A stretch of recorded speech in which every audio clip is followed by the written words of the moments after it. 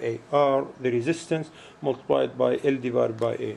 And also the dependence, which also will be given to you, the dependence of the rho on T, the temperature.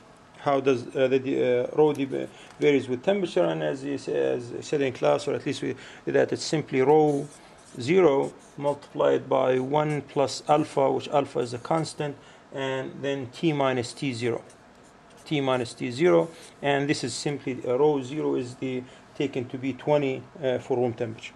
Okay, so make sure you understand these. Make sure you understand what happens if L is increased, what happens if A is changed. You make sure you understand, especially the resistivity and in relevance to how does it affect the resistance of conductor. Okay, so these are the main things, or the first few things in chapter 25 that you be careful with. And make sure you understand them and go over the examples that we took in class. Okay. After that, we moved into the simple circuits. Okay. So simple circuits mean that you have a source, and then there is an internal resistance, small r, associated with it, and this is V, or as sometimes we call it the EMF, and then it's connected to some resistors, some combination, and and I think this is, as I said in class, there will be a question about this for sure. I mean, we said it in class and we announced it in all sections that there will be a question about this, where you have several loops, and you have to calculate the current and the voltage drop, the power sometimes. You calculate the equivalent, R equivalent. All of these things which we had, as I said, we had a lot of examples on this, and you should be able to do that very easily. Now, the one thing that I should not warn you, but advise you that you should make sure that you fully understand, is that the Kirchhoff's rules. And Kirchhoff's rules, we know that the first one is the sum of the voltage around a closed loop is equal to 0, and the second one is the sum of I in is equal to the sum of I out, where at a junction. So this is it's called the junction rule. Okay, and if, let's say, if I have another one here and going like this, at this junction, then the current in is equal to the current out. So if for example, if I have I1, I2, I3, in this case I1 is equal to I2 plus I3, sum of currents in equal to the sum of the currents out. And as I said, this is something that you have to do, something you have to understand and make sure you. So if you get a question like this, please make sure you show all the equations, and make sure you. And I think I mentioned that in class several times, is that the most important thing in this question is to set up. I write it here. Set up the equations. The equations. Okay. And what do I mean by that?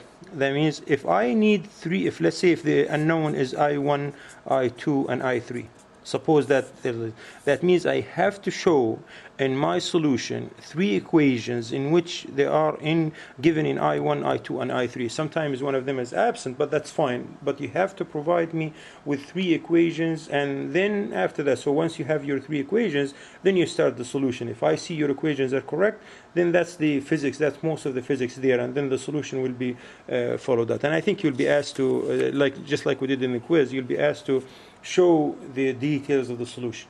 And show the details of the solution, that means you have to show everything. Yeah. So that was the, I think, chapter 25 and 26. I did not talk about, or at least I did not mention, the combination of resistors. That's something very important, and I'm sure you'll be asked to find the resistance in series. R equivalent is equal to R1 plus R2 plus R3, and when they are, this is in series. And when they are in parallel, 1 over R equivalent is equal to 1 over R1 plus 1 over R2 plus so forth. So make sure that you know how to do that, and you know how to combine the current, the resistors, and so forth. One thing I forgot to mention is the what's so called the potential rise and drop in a circuit. Yeah, remember we had that diagram, or that curve, which is on page 833, page page 833, where you have the voltage actually rise and then stays stable and then drops and then drops, and then this is basically the Kirchhoff's first rule, which is the sum of the voltage is equal to 0.